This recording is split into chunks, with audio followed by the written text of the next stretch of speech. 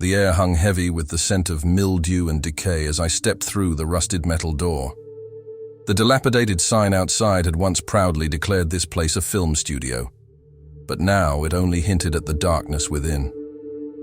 I was a fledgling filmmaker, hungry for success, and the rumors surrounding the abandoned studio promised a treasure trove of forgotten horrors.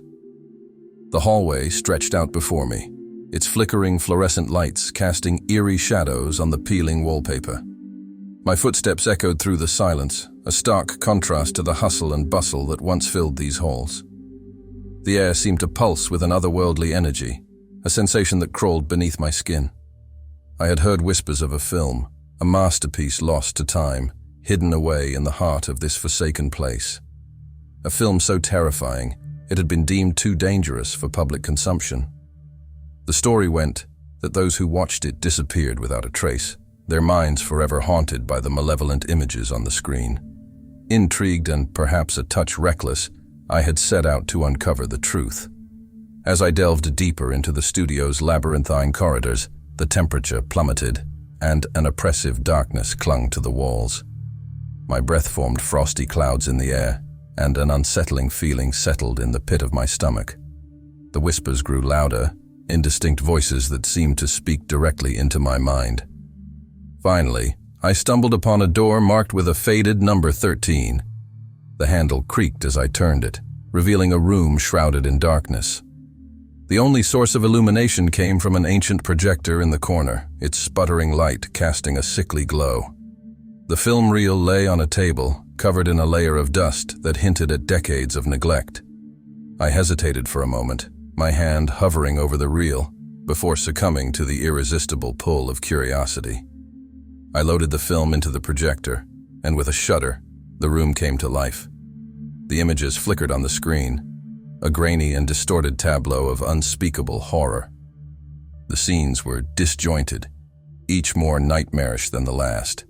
Twisted faces contorted in agony, shadowy figures that lurked in the corners of the frame, and a pervasive sense of dread that seeped into my very bones.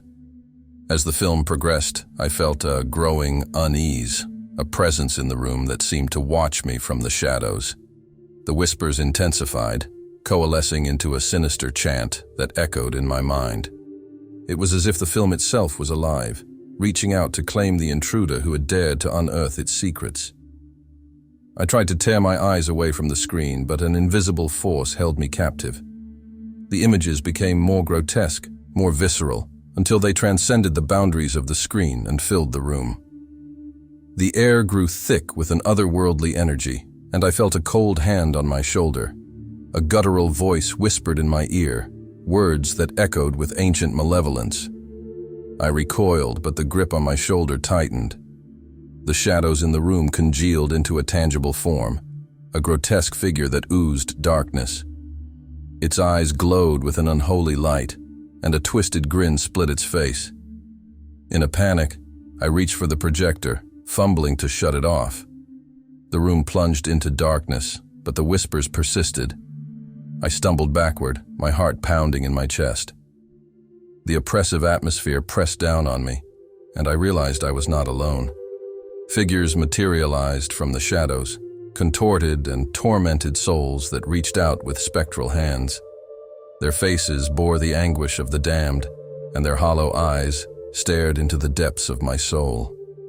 I was trapped in a nightmare, a realm where the boundary between reality and the supernatural had crumbled.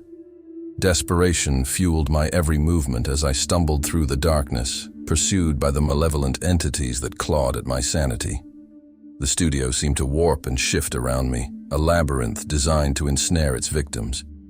The whispers became a cacophony, a symphony of torment that threatened to shatter my mind. As I sprinted through the haunted corridors, the images from the film etched themselves into my consciousness.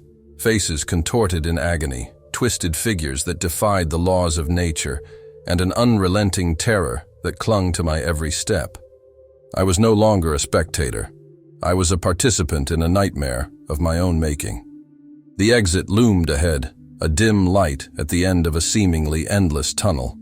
I burst through the door, gasping for breath as I stumbled into the cold night air.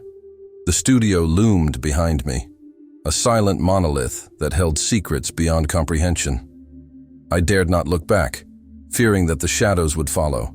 The echoes of the whispers lingered in my mind, a haunting reminder of the darkness I had unleashed. As I walked away from the abandoned studio, I couldn't shake the feeling that something had latched onto my soul, a malevolence that would forever taint my existence. The horror of that night would stay with me, an indelible mark on my psyche. The studio had been a gateway to a realm of unimaginable terror, and I had willingly stepped through its doors.